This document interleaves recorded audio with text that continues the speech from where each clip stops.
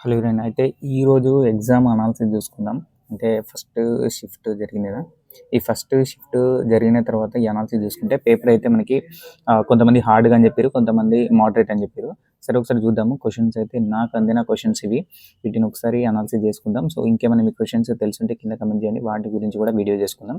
So దీంట్లో మనకైతే first ఈ పండిత్ శివకుమార్ శర్మ గురించి ఇవ్వడం జరిగింది.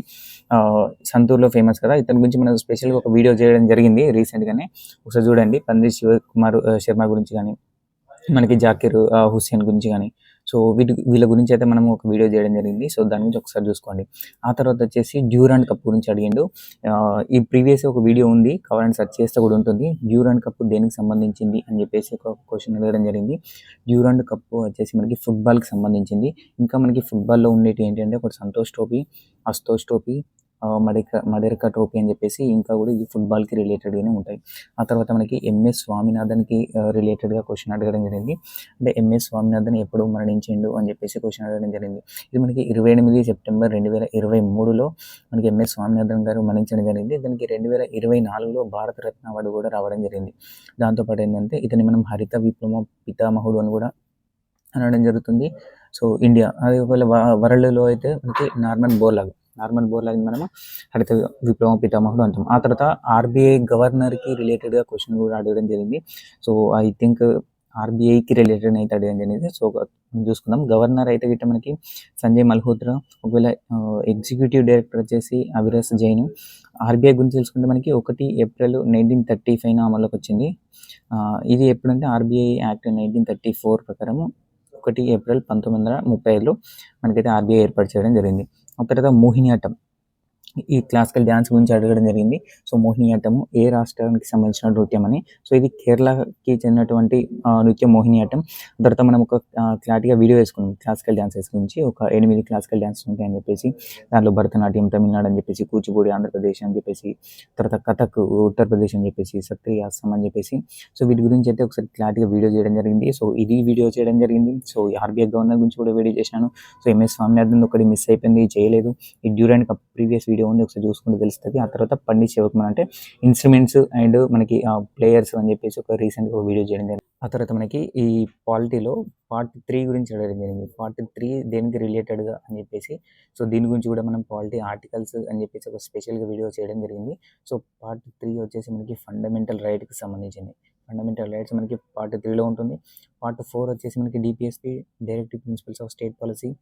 పార్ట్ 4 ఆఫ్ ఏ వచ్చేసి ఫండమెంటల్ డ్యూటీస్. మనకి ఇవి జనవరి 3 నుంచి అమల్లోకి వచ్చాయి స్వరణ్ సింగ్ కమిటీ ఆధారంగా. సో మనము ఈ పార్ట్ 3 ఫండమెంటల్ రైట్స్ గురించి కొన్ని కోర్సు ద్వారా నేర్చుకోవడం జరిగింది. వీడియో కూడా ఉంది, ఒకసారి చూడండి. ఆ తర్వాత ఆసియన్ గేమ్స్ గురించి అడగడం జరిగింది. ఓకేనా. సో దీని గురించి కొంచెం రిలేటెడ్ చూసుకోండి. ఆ తర్వాత క్లాసికల్ డ్యాన్సెస్ గురించి ఆల్రెడీ చెప్పాను కదా. సో మనకి according to Sangeet Natak academy ప్రకారం మనకి 8 క్లాసికల్ డాన్స్ ఉంటాయి. సో వాటి గురించి క్లియర్గా వీడియోలో ఎక్స్ప్లెయిన్ చేయడం జరిగింది. సో ఇది అయితే ఈరోజు ఎగ్జామ్ యొక్క అనాలిసిస్. సో ఇంకా మీకు ఏమన్నా క్వశ్చన్స్ తెలిసి ఉంటే కింద నాకు ఇన్స్టాగ్రామ్లో నన్ను మెసేజ్ చేయండి. సో మనం ఇంకొంచెం అనాలిసిస్ చేసుకుందాం. ఇదైతే కొంతమంది చెప్పిన క్వశ్చన్స్ ఇవి. అంటే వాళ్ళకి ఏం గుర్తున్నాయో తెలియదు కదా, ఎందుకంటే ఇప్పుడే ఎగ్జామ్ రాసి బయటకు వచ్చి ఆ టెన్షన్లో ఉండడం వల్ల. సో వాళ్ళైతే ఇవి చెప్పడం జరిగింది. ఆ తర్వాత నాకు కొన్ని కమెంట్ చేయండి. అథమెటిక్లో వచ్చిన క్వశ్చన్స్ కానీ, జీకే కానీ, రీజనింగ్ కానీ, సో ఇంగ్లీష్ కానీ. సో ఈ క్వశ్చన్లు మీకు వీలైతే ఎన్ని క్వశ్చన్లు తెలిస్తే అన్ని క్వశ్చన్స్ అయితే నాకు ఇన్స్టాగ్రామ్లో ఎంహెచ్ వర్మ మనకి స్టడీస్ అని కొడితే మనకి అందులో వస్తుంది, అందులో కమెంట్ చేయండి. అయితే నాకు చెప్పిన దాని ప్రకారం అయితే ఎగ్జామ్ హార్డ్ వచ్చింది అని అంటున్నారు. సో ఈ క్వశ్చన్స్ ఎందుకు హార్డ్ వస్తాయి, నేనైతే మ్యాక్సిమము ఎగ్జామ్లో అడిగే క్వశ్చన్స్ ఇందులో చూడండి. ఈ క్వశ్చన్స్లలో మ్యాక్సిమం మనం మనం ఉన్న టైంలో తక్కువ క్లాసెస్ చేసినాము. ఆ క్లాసెస్ నుంచి మ్యాక్సిమం ఏ టాపిక్లో వస్తాయో అవి మాత్రం 100% చేసినాను.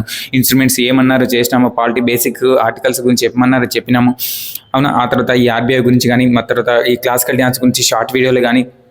సో ఏదైతే మనకి క్వశ్చన్స్ 100% రావడానికి ఛాన్స్ ఉంటుందో దాని గురించి చేయడం జరిగింది. వాటి గురించి క్వశ్చన్స్ కూడా రావడం జరిగింది. ఇక ముందు ఎగ్జామ్ సో ఇంకా ముందు మనం ఇంకొన్ని ఎక్కువ చేసుకుందాం, ఎందుకంటే ఇంకా ఎగ్జామ్స్ ఉండే వాళ్ళు ఉన్నారు కదా. సో దీన్ని బట్టి మనం ఇంకొన్ని క్లాసెస్ కూడా చేసుకుందాం. ఇంకనైతే ఈ రోజు అయితే ఎగ్జామ్ హార్డ్ అంటున్నారు. సో ఎవరికి హార్డ్ అంటే ఎవరైతే కొంచెం అంటే నార్మల్ చదువుకున్నారో, ఎవరైతే ఫోకస్ చేయలేదో వాళ్ళకి హార్డ్. ఎందుకంటే మనం చేసుకున్న టాపిక్స్ ఖచ్చితంగా వస్తాయని తెలిసిన టాపిక్స్ మనం చేసుకున్నాము. సో ఏవేవి క్వశ్చన్స్ వస్తాయని తెలుసో మనం వాటి మీద కొంచెం ఫోకస్ చేయకుంటే మనకి ఎంత ఈజీ వచ్చినా హార్డే అనిపిస్తుంది. సో ఓకే, హార్డ్ అనిపిస్తే ఒక్కరిద్దరు చెప్తే మాత్రం హార్డ్ కాదు. సో చాలా మందిని బేస్ చేసుకుని ఉంటుంది. ఓకే, ఈ పేపర్ కానీ ఈరోజు పేపర్ అయితే హార్డ్. సో మోడరేట్ హార్డ్ ఉంది. కాబట్టి నెక్స్ట్ ఎగ్జామ్ వాళ్ళు ఎవరైతే ఉన్నారో వాళ్ళు ఏదైతే ఇంపార్టెంట్ ఏరియాస్ ఉన్నాయో వాటి మీద కొంచెం ఫోకస్ చేయండి. సో నేను కూడా ఇప్పుడు వాటి మీద కొంచెం ఫోకస్ చేసి సో వీలైతే నేను వీడియోస్ చేయడానికి అయితే ప్రయత్నం చేస్తాను 100%. సో కానీ కొంచెం మీకు ఈ జీకే నుంచి కూడా అంటే అర్థమెటిక్ నుంచి కూడా మీకు ఏమైనా క్వశ్చన్స్ తెలిస్తే కింద 100% కమెంట్ చేయండి. వీలైతే ఈ వీడియో కింద కమెంట్ చేసినా పర్లేదు, ఎందుకంటే నెక్స్ట్ ఎగ్జామ్ ఉన్న వాళ్ళకైతే యూజ్ అవుతుంది. మనము దాన్ని బేస్ చేసుకొని ఇంకా నెక్స్ట్ ఎగ్జామ్ ఉన్న వాళ్ళకైతే చెప్పుకోవడం జరుగుతుంది క్లాసెస్. సో ఇది అయితే ఈరోజు అనాలిసిస్. నాకు చెప్పిన క్వశ్చన్స్ ఇవి. సో వాళ్ళ టెన్షన్స్లోనైతే వాళ్ళకి గుర్తున్నాయి అని చెప్పేసి అయితే చెప్పడం జరిగింది. సో ఇంకెవరికైతే గుర్తున్నాయో వాళ్ళ కింద కమెంట్ చేయండి. సో ఈరోజు పేపర్ అయితే హార్డ్గానే ఉంది. సో నెక్స్ట్ వాళ్ళకి కూడా సో ఇవే క్వశ్చన్స్ వస్తాయి. సో దాన్ని హార్డ్గా ఫీల్ కాకండి, ఈజీగానే ఉంటుంది. So all the best.